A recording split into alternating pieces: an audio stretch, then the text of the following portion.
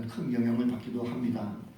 사회적으로 보면 금년 유난히 갈등과 대립이 많았죠. 아시다시피 진보와 보수 갈라져 가지고 어떤 것이 옳으냐 그르냐 하면서 굉장히 갈등도 많이 있었고, 정치, 경제, 사회, 문화적으로 갈등이 심했습니다. 그래서 이럴 때 우리가 그리스도인으로서의 삶, 우리가 어떻게 살아가는 것이 좋겠는가 하는 것은 한 번 정도 다 고민을 해봤으면 생각입니다. 다양한 의견들이 있기 때문에 사실 목회자로서도 어떤 것이 정답이다라고 말하기가 참 어렵습니다. 그러나 목회자로서 할 수 있는 단 한 가지 한 가지 방법은 바로 하나님 말씀에 입각해서 바로 선거하시라고 말씀을 줄 수가 있겠습니다. 어지럽고 온당한 세상 가운데 올바르게 사는 것은 그 어떤 사람을 따라가는 것이 아니라 바로 하나님 말씀 가운데 바로 서서 말씀을 붙들고 말씀 가운데 살아가는 것이 오늘가 될 줄로 믿습니다. 오늘 본문을 보면 이사야도 마찬가지입니다. 바벨론 포로에서 귀환할 때에 그때를 배경으로 하고 있습니다. 역시 사회적으로 매우 혼란스러울 때죠. 역사를 잠깐 보면 BC 587년 예루살렘이 바벨론에 의해서 완전히 함락됩니다. 성은 불타서 없어졌고 성전도 파괴됐습니다.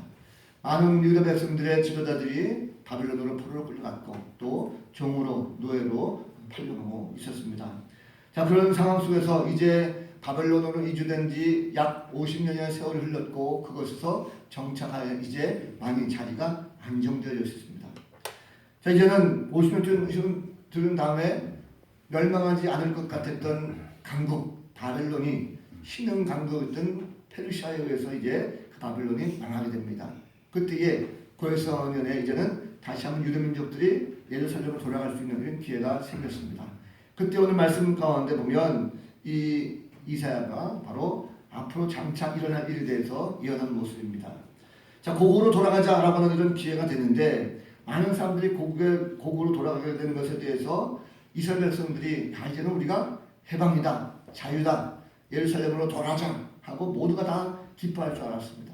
그런데 실상은 그렇지 않았다는 거죠. 그 안에서도 분명히 우왕좌왕했었고 그 안에도 갈등이 있었습니다.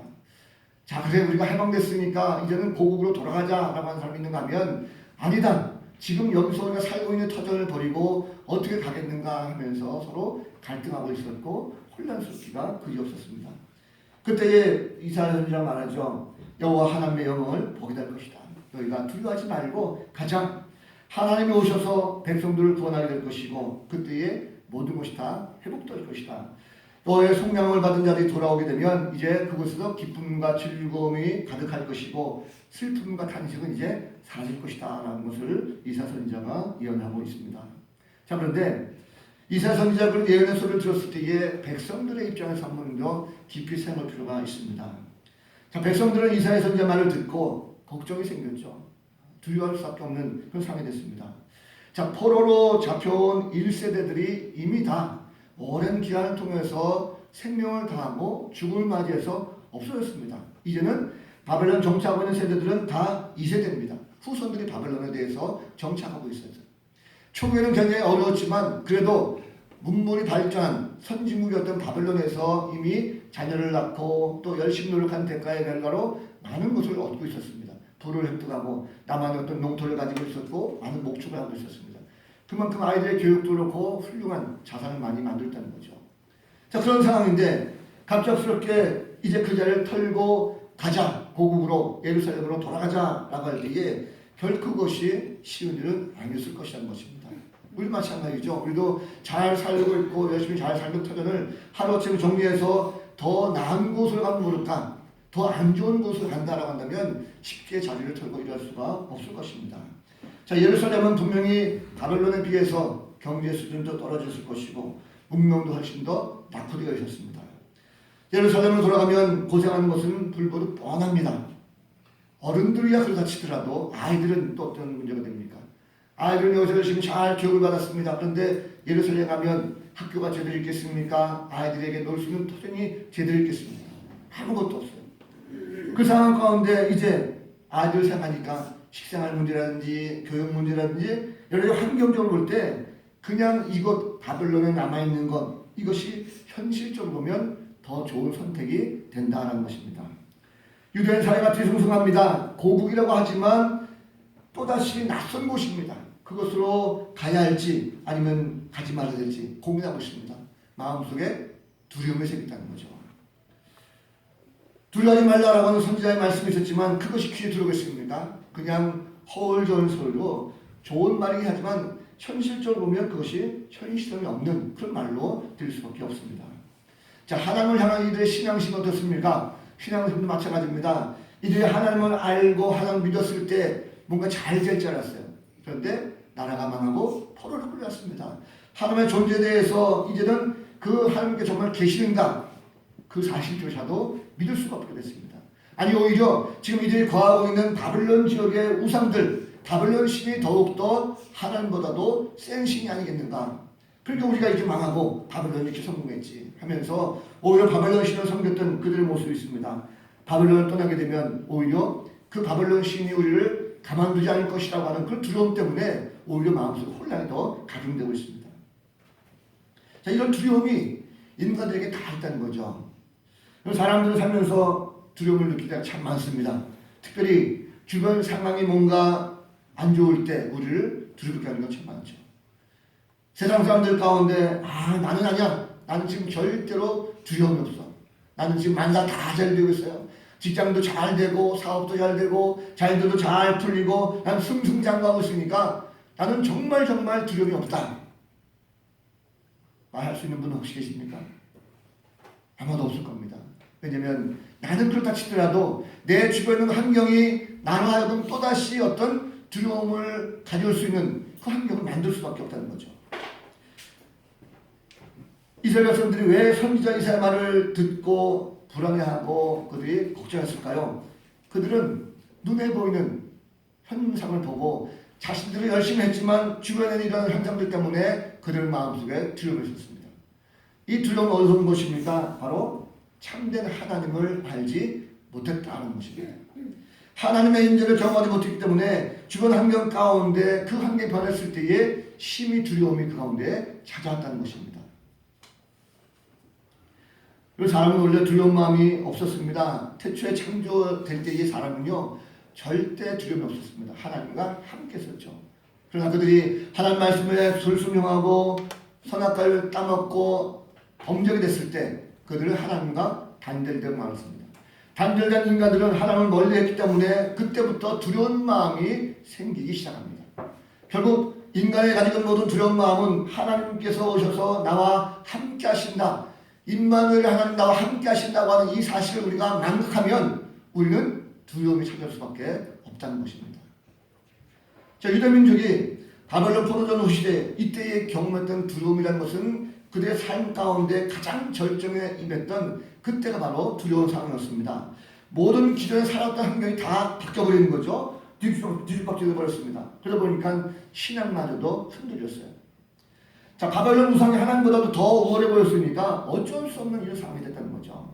자, 그런데 지금 현재 두려워 떨고 있는 백성들에게 그 상황 속에서 이사야 선지자가 두려워하지 말라 말씀하고 있습니다. 왜 그랬을까요? 지금 이사야 선지자가 하는 말은 단순히 지금 눈앞에 있는 환경을 보고서 말하는 것만은 아닙니다.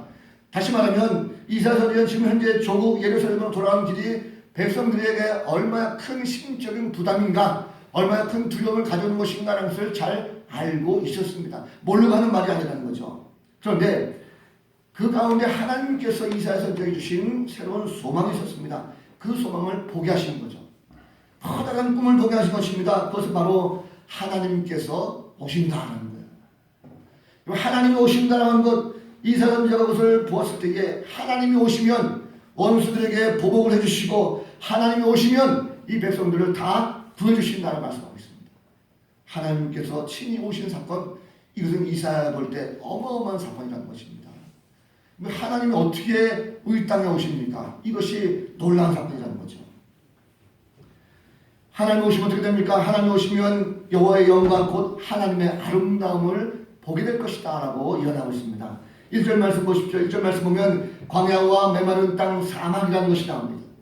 광야와 메마른 땅 사막이 무엇입니까? 이것은 죄로 말미암아 하나님의 은혜가 떠나서 어떠한 선한 것도 할 수 없는 아주 척박한 환경을 바로 표현하고 있습니다.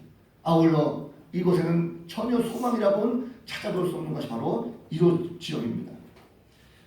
좀 더 깊이 보면 메말른 인간의 심령을 비유하는 것입니다. 내 마음속에 아주 타락한 인간의 나약한 모습들, 본래의 선한 심성은 아무것도 없고 오직 악한 내는 광야와 메마른 땅, 사막과 같은 인간의 내면의 심성을 말하는 것입니다.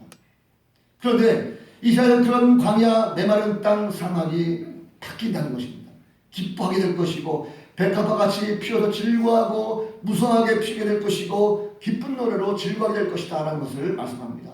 바로 레바논의 영광과 갈멜과 선을 아름다움을 얻을 것이다 말씀합니다. 이것은 메말렸던 모든 인간의 심령들이 그 메말렸던 모든 심령들이 다 옥토와 같이 부드럽고 변화되어서 아름다운 열매를 내면서 풍성한 소망을 가질 수 있게 된다라고 말씀하는 것입니다. 자, 메말렸던 그런 광야 같은 마음들이 언제 옥토가 됩니까? 오늘 보니까 바로 하나님의 영광, 우리 하나님의 영광 아름다움이 보게 될 때 우리는 바뀌게 된다는 것을 말씀하고 있습니다. 하나님의 아름다움이 무엇입니까? 바로 메시아가 하나님께서 오신다는 거죠. 그 오신 사건을 통해서 바뀐다는 것입니다. 다시 말하면 메시아가 오시면 죄로 말미암아 우리가 척박해지고 소망이라는 것이 전혀 없었던 우리의 인간의 심령이지만 그 심령이 옥토와 같이 바뀌게 될 것이고 그 바뀌는 말미암아 아름다운 열매, 풍성한 열매가 바로 맺혀지게 될 것이다. 그리고 마음속에 새로운 소망을 갖게 될 것이다 라고 말씀하고 있습니다. 메시아가 오면 모든 것이 다 회복되어진다는 것을 말씀하고 있습니다. 어떻게 회복됩니까? 맹인이 눈이 밝아집니다. 눈이 뜰 수가 있다는 거죠. 못 듣는 사람이 귀가 열리게 됩니다. 저는 자가 뜨게 될 것이고 말하지 못했던 자가 말할 수 있게 됩니다. 모든 것이 다 완전하게 회복되는 이런 역사가 메시아가 오므로 말미암아 이루어진다는 것을 말씀하고 있습니다. 이것이 메시아가 오는 사건이고 메시아가 오게 되면 온 자연 만물의 사건들이 다시 새롭게 새로운 모습으로 회복되어져서 하나님께 영광을 돌리게 될 것이다라는 것으로 해석할 수가 있습니다. 자, 여러분, 지금 이 말씀은 이사야 선지자의 예언은 이스라엘 백성들이 고국을 떠나서 잃어버렸던 땅을 갔지만 다시 고국으로 돌아와가지고 땅을 되찾고 회복될 것이다. 그들만의 이야기가 아닙니다. 지금 이들은 메시아가 온다는 것에 대해서 당시 하나님께서 그 고대의 백성들에게 새로운 희망이 되었듯이 우리 가운데도 지금 하나님께서 말씀하고 있어요. 우리가 무슨 말씀하십니까? 여러분, 혹시 지금 우리 마음 가운데 우리가 살고 있는 내 마음의 심령 상태가 어떻습니까? 혹시라도 지금 내 마음이 광야 같지 않습니까? 메말라 있지 않습니까? 혹은 사막과 같이 아무것도 할 수 없는 그런 메마른 그런 모습이 되었지 않습니까? 희망이란 전혀 없고 절망과 낙심 가운데 살았던 우리의 삶의 현실을 돌아볼 때에 우리는 바로 사막과 같이 메마른 땅과 같이 내 심령이 메말라 있다는 것입니다.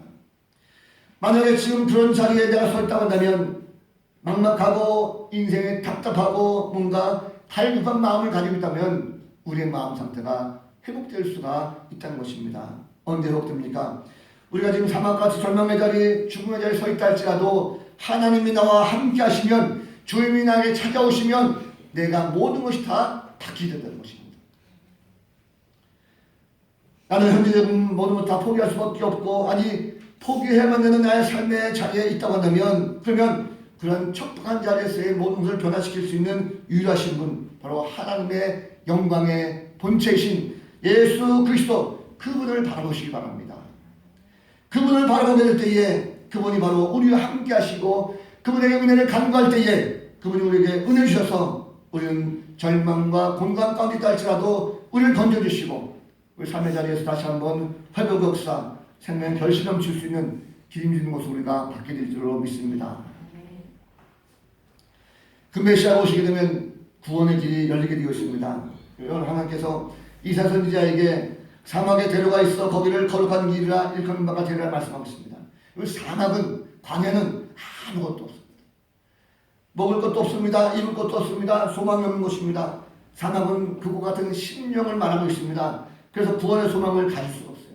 인간의 모든 마음은 사막과 같습니다. 그런데 사막과 같은 그곳에 거기에 대로가 있다 말씀하고 있습니다. 대로가 있다는 것은 무슨 뜻입니까? 절망스러운 상태를 과감하게 다 탈피하고 이제는 구원할 수 있는 그 길을 만든다는 뜻으로 볼 수가 있습니다. 새로운 소망을 가지고 구원의 길이 거기에 열렸다는 거죠. 그럼 대로라는 말씀을 좀 더 깊이 볼 필요가 있습니다. 이 대로는 무엇입니까? 대로는 바로 예수 그리스도를 말합니다. 주님은 말합니다. 주님은 분명하게 말씀하셨어요. 내가 길이요 진리요 생명이다 라고 말씀하셨습니다. 그렇습니다. 그리스도는 사막과 같은 모든 것이 아무런 소망도 없고 낙심과 절망 가운데 있는 그 모습 가운데 있다 할지라도 그 가운데 바로 대로로 만들어 놓으신 분이십니다. 어디로 가야 할지를 알려주신 것이 바로 구원의 대로가 만들어지는 것입니다. 사막에 있는 사람은 어떻습니까? 길을 잃기 십상이죠. 그리고 어디로 가야 될지 모릅니다. 헤매도 결국은 빙빙빙 돌다 보면 그 자리예요. 살 수가 없습니다. 점점 미국으로 빠져들게 되고 결국은 죽음을 맞이할 수밖에 없습니다. 그런데 그 사막 한가운데 메시아 보시면 대로를 놓겠다 말씀하고 있습니다. 대로는 무엇입니까? 대로는 큰 길입니다. 작은 길이 아닙니다. 사막의 작은 길은 쉽게 모래에 묻힐 수가 있습니다. 그런데 대로가 만들어진다 말씀하고 있습니다. 그것도 사막의 북극만으로 온다 할지라도 결코 그 대로를 막을 수가 없습니다. 우리는 특별히 이 대로에 대해서 깊이 연구할 필요가 있습니다. 목적지까지 안전하게 할 수 있는 길, 그것이 바로 대로라는 거죠. 구원의 길이 분명하고 뚜렷하고 확실하다는 것입니다. 여러분, 그렇다고 한다면 생명을 구원할 수 있는 큰 길이 어디 있습니까? 우리는 이미 알고 있습니다. 예수를 내가 그리스도 믿고 이미 우리 가운데 구원의 큰 길이 놓여 있어요.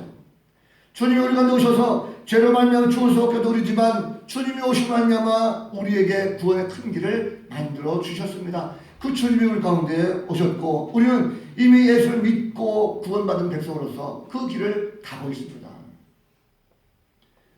예수 그리스도 믿을 때만이 구원받고 삶이 변화될 줄로 믿습니다. 유기성 목사님의 책 가운데 예수님과 행복한 동행에 나온 이야기입니다. 영국에 보면 스로스트라는 사람이 교도소에서 40년간 복역을 하다가 출소하게 됐어요. 자, 이 스로스트라는 사람이 40년 동안 교도소에 복역할 때에 많은 사람들과의 관계가 상당히 안 좋았대요.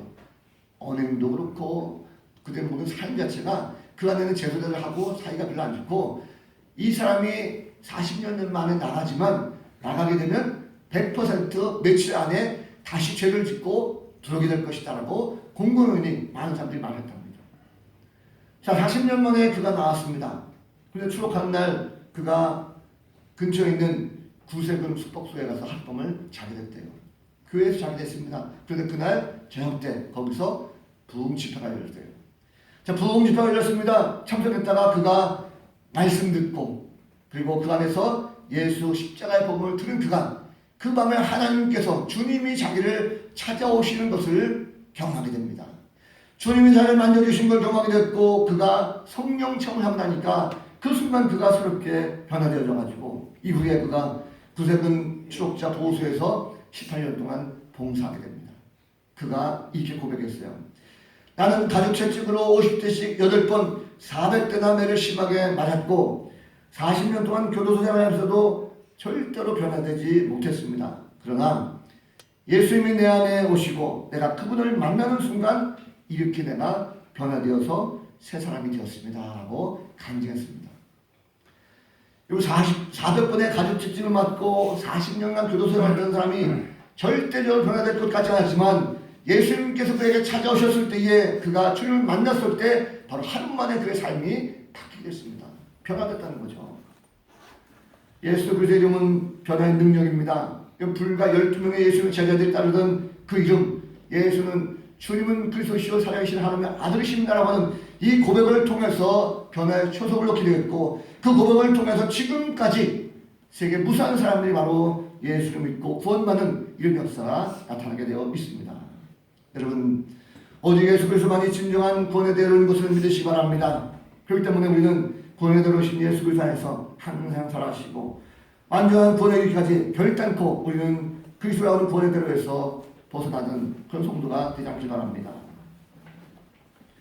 하나님 오시게 되면 구속함을 받은 자들은요 오직 한 길로 가게 되어 있습니다. 자, 이사야서는 메시아가 오심을 말미암아 만드신 대로 가는 것, 이 대로는 10절 말씀 보니까 사자가 없고 사나운 짐승이 그리로 올라가지 아니하므로 그것을 만나지 못하겠고 오직 구속함을 받은 자만이 그리로 행할 것이다 라고 말씀하고 있습니다. 자, 사막, 황량한 사막 가운데 너에게는 대로에는 중요한 특징이 두 가지가 있습니다. 하나는 구속함을 받은 자만이 그 길로 갈 수가 있다는 거죠. 예수 믿고 구원받은 자만이 바로 그 구원의 대로로 갈 수가 있다는 것입니다. 또 한 가지는 사자와 같은 산업맹수가 거기로 올라가지 못한다라는 말씀하고 있어요. 사자나 산업맹수는 무엇입니까? 바로 이 구원의 대열 가운데 구원의 대열에 올라서로 말미암아 구원의 대열에 선 구원받은 백성들 가운데 특별히 그들을 뭔가 뺏으려고 하는 산업맹수와 같은 종류가 있다는 것입니다. 사자와 같이 우는 사자와 같이 구원받은 백성을 뺏으려고 하는 그 존재가 무엇입니까? 바로 사단이라는 거죠. 사단은 지금도 우는 사자같이 삼킬 자를 찾고 있습니다. 사단은 그리스도의 대속의 피를 믿고 구원받은 백성들에게 찾아가서 그들을 유혹하고 어떻게 해서든지 구원에 대해서 끌어내리려고 지금도 무지무지하게 우리를 유혹하고 있다는 사실입니다. 이 사단은 사자와 비교할 수 없을 정도로 강한 자입니다. 그의 이빨과 발톱에 한번 물리게 되면 치명적인 영혼의 상처를 얻을 수밖에 없습니다. 아니 망할 수도 있습니다. 하지만 구속함을 받은 성도라고 한다면 이 구원의 대로에서 좌로나 우로나 치우치지 않고 말씀대로 그 길로 강하게 간다면 결코 그 구원에 대해서 탈락될 일은 없을 것입니다. 왜 그렇습니까? 이미 예수 그리스도에서 우리가 확실하게 믿고 고백할 때 결코 주님께서 오신 그 구원의 대로는 사탄 자체가 올라설 수가 없기 때문에 그렇습니다. 그렇기 때문에 우리는 이미 구원받았고 구원대로 안에서 우리는 마음껏 주님을 향해서 달려갈 수가 있다는 거죠. 사탄은 결코 구원대로에 올라설 수가 없습니다. 그러나 사탄은 지금도 구원대로에 있는 성도들을 늘 유혹합니다. 그 대로에서 빠져나갈 수 있도록 유혹한다는 거죠. 여러분 구속감을 얻은 성도들은 항상 한 길로 가야 됩니다. 다른 곳으로 눈을 돌려서는 안 될 것입니다. 주님을 따라가는 것이 가장 안전한 길이고 평안한 길입니다. 그런데 사람들은 그렇지 않죠. 사람들은 자꾸 주님 품을 떠나려고 해요. 그 길을 잡고 이탈하려고 합니다. 그래서 뭔가 더 자유롭고 더 행복하고 더 좋은 세계에 내가 나가려고 마음 노력합니다. 그 탕자는 아버지 품을 버리고 떠났다가 나중에 후회하고 다시 돌아오게 되죠. 탐험가 보 바틀레라는 사람의 이야기입니다. 그가 외국 여행을 가서 아주 진귀한 새를 몇 마리 얻어가지고 그것을 가지고 이제 고국으로 돌아오고 있었습니다.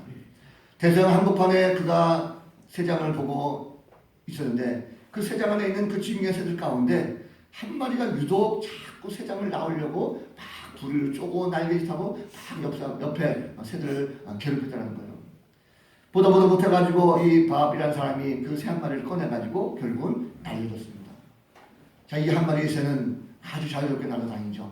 왜냐면 이제는 진정한 자유를 얻었다. 세상 밖에 나가서 나는 자유를 얻었다 생각해서 막 날아다닙니다. 그러다 불과 몇 시간 후에 이 새는 다시 그 배로 돌아가지고 털썩 탈진하고 말았어요. 대서양 망망대해에서 새가 날아봤자 어디를 가겠습니까? 결국은 탈진해서 돌아왔을 때 이 바벨이라는 사람이 다시 그 새를 치료해주고 새장 속에 넣었습니다. 이제는 그 새장이 갇힌 곳이 아니죠. 그곳에 진정한 자유가 있고 행복이 있다는 것입니다. 여기 말씀은 바로 우리에게 해당됩니다. 우리가 아직도 하나님 손 안에서 벗어나려고 하고 있습니까? 더 좋은 자유, 더 많은 자유를 누리고자 꿈꾸고 계십니까? 그러나 세상에 나가보면 그 어떤 것이라도 하나님 품 안만큼 자유롭고 행복한 곳은 없다는 사실입니다. 하나님의 은혜로 말미암아 구속함을 받은 성도들은 자녀답게 오직 구원의 대로에 서서 그 길을 묵묵히 걷는 성도들이 되야 될 줄로 믿습니다. 그 길이 가장 안전하고 자유로운 길이라는 것입니다. 오늘 말씀 보면 하나님께서는요 택한 백성들에게 함께 찾아오시길 원하십니다. 찾아오셔서 함께 하길 원하시는 거예요. 이 하나님은 전능하신 분이십니다. 무엇이든지 할 수 있는 분이죠. 무소부지하신 분이십니다. 어디든지 가시고 무엇이든 다 하시는 분이 바로 하나님이십니다. 그렇기 때문에 인간으로 우리에게 오실 수 있습니다. 그분이 바로 오셨다는 거죠. 인간으로 오셨습니다. 하나님께서 인간으로 오신 분이 바로 누구십니까? 예수 그리스도라는 것을 믿으시기 바랍니다. 주님께서 성육신하셔서 이 땅에 오시기 전까지 인간의 모든 심령들은 어땠습니까? 우리가 매년 모든 심령들은 사막과 같았습니다. 메마른 땅과 같았습니다. 소망이 없었어요. 오직 절망과 죽음만이 가득 들여 있었습니다. 그런데 주님께서 오시면서 우리의 삶이 바뀌게 됐어요. 삶이 달라졌습니다.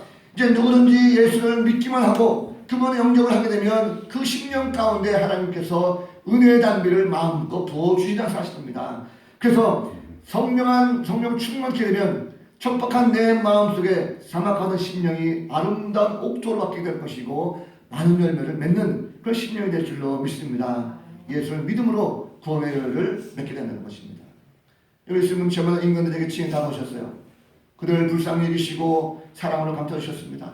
주님이 만져주셨을 때에 맹인을 듣게 되었고 듣지 못한 자가 듣게 되었고 앉은 자가 일어서게 되었고 말 못한 자가 말이 터져서 주님을 찬송하게 되었습니다. 주님께서 오신 목적이죠. 그러나 그럼에도 불구하고 많은 사람들은 그가 메시아인 줄 몰랐습니다. 주님은 십자가 지고 마지막 십자가상에서 말씀하셨어요. 다 이루었다. 인간의 모든 고민과 고통, 두려움으로부터 말미암아 십자가 죽음으로 해결하셨습니다. 죄로부터의 모든 해방을 선포하신 거죠. 그래서 사람은 누구나 다 두려움이 있습니다. 걱정이 있습니다. 근심이 있습니다. 다 우리 근심이 있죠. 아무리 좋은 집에 살고 호의호식하면서 늙어 살아도 눈에 보이지 않는 두려움이 반드시 우리 가운데 다 있습니다. 인간의 두려움은 영적인 문제에서 오는 두려움이 가장 큽니다. 영적인 두려움은 하나님 오심으로 말미암아 사라집니다. 다시 말하면 메시아가 이 땅에 오심으로 말미암아 영적인 두려움이 사라지게 되어 있습니다. 그리스도가 오시면 마음속에 두려움이 사라집니다. 내 마음속에 주님을 모시게 되면 주님이 내 안에 자정하시면 내 마음속에 어떤 두려움이 할지라도 다 사라질 수 있습니다. 믿음으로 고백하는 거죠. 내가 지금 이제 두려움을 떨치지 못하고 있습니까? 왜 그렇습니까? 내 마음속에 예수 그리스도를 확실하게 모시지 못하고 있기 때문입니다. 주님을 확실하게 내가 안다면, 믿는다고 한다면 그 마음속에 주님을 믿고 고백할 때 마음속에 진정한 평화가 지속적으로 임하게 될 줄로 믿습니다. 우리에게 오신 예수님은 바로 메시아, 구원자이십니다. 마음속에 모든 죄에 대한 두려움을 다 이기게 하십니다. 메시아 되신 예수 그리스도, 바로 그분을 믿을 때에 기쁨과 소망이 넘치게 되어 있습니다. 영생을 통하여 감사할 수가 되는 거죠. 예수 그리스도는 하나님 아버지의 독생자이십니다. 하나밖에 없는 독생자이시지만 우리를 위해서 기꺼이 내어주셨어요. 이 하나님의 구원을 개발한 백성들은 무엇을 먹을지 마실지 입을지에 대해서 연연하지 않습니다. 이사야 선지자가 왜 이렇게 이 백성들에게 두려워하지 말라 강조합니까? 바로 하나님께서 오실 때에 그 오시는 메시아가 바로 마음속에는 충만함을 주셨기 때문에 눈에 보이는 먹고 입고 자는 환경적인 것에 대해서 항상 두려워하지 않는다는 거죠. 낙심하지 않고 두려워하지 않는 것입니다. 메시아 오심을 믿는 성도들은 삶이 두렵지 않습니다. 아무리 궁풀해도 절대 걱정하지 않습니다. 오히려 영생에 대한 소망을 주신 그 주 앞에 감사하고 담대히 하나님께 나아가는 성도가 될 줄로 믿습니다. 친히 오셔서 성도의 삶의 문제를 해결하시는 하나님께 더욱더 감사할 수가 있게 됩니다. 이런 메시아 오신 예수 그리스도를 믿는 자들은요, 누구든지 두려움에서 자유를 얻게 될 걸로 믿습니다. 우리도 마찬가지죠. 주님 오심을 믿고 예수 그리스도를 고백하면 더 이상 우리는 두렵지 않을 수가 있습니다. 사랑하는 성도 여러분, 아직도 삶 가운데, 내 삶 가운데 광야같이 혹은 메마른 땅같이 혹은 사막과 같은 인생 속에서 내 자신을 해보고 있습니다. 두려운 마음 때문에, 걱정과 근심 때문에 삶의 문제를 해결하지 못하고 낙심 가운데 있습니까? 그렇다면 주님을 만나시기 바랍니다. 성탄은 우리의 영적 문제를 해결하고자 메시아가 친히 인간으로 오신 날입니다. 우리는 이미 구원받은 백성입니다. 주님의 입술로 고백할 때에, 주님을 만나게 될 때에 바로 우리는 구원의 대회에 날마다 힘써날 수가 있습니다. 주님은 메시아로 오셨습니다. 바로 나에게 오셨어요. 여러분에게 오셨습니다. 우리 모두에게 오셨습니다. 오늘은 강림절 세 번째 주일입니다. 성탄에 맞을 주님을 더욱더 잘 준비할 수 있는 성도가 되었으면 좋겠습니다. 강림절기에 성도가 가장 많이 신경 써야 될 것이 바로 기도입니다. 메시아 오신 것을 준비하면서 기도 없이는 절대 되지 않습니다. 우리는 삶 가운데 매일매일 주님 오심을 기대하면서 기도하고 준비하는 성도가 되야 될 줄로 믿습니다. 요즘 날씨 지금은 굉장히 좀 따뜻하죠. 겨울날씨 지금 그렇게 춥지 않습니다. 주님 오신 날을 준비하면서 우리가 먼저 영적으로 좀 깨어 기도했으면 좋겠어요. 깨어 기도하면서 주님 오시옵소서. 주님 오실 때 내 마음의 모든 근심과 두려움이 다 해결될 것이고, 주님께서 오실 때에 인류의 모든 죄 문제가 해결될 것이고, 인류의 모든 두려움이 다 해결될 줄로 믿습니다라고 하는 그런 마음을 가지고 함께 모였으면 좋겠습니다. 새벽이든 수요일이든 금요일이든 많이 나오셔서 우리 영적 호흡 끊이지 않도록 늘 기도하시고, 한 주간 동안도 주님 오심을 준비하고 기도할 수 있는 복된 성도들 다 되시기를 주님의 이름으로 간절히 축원합니다.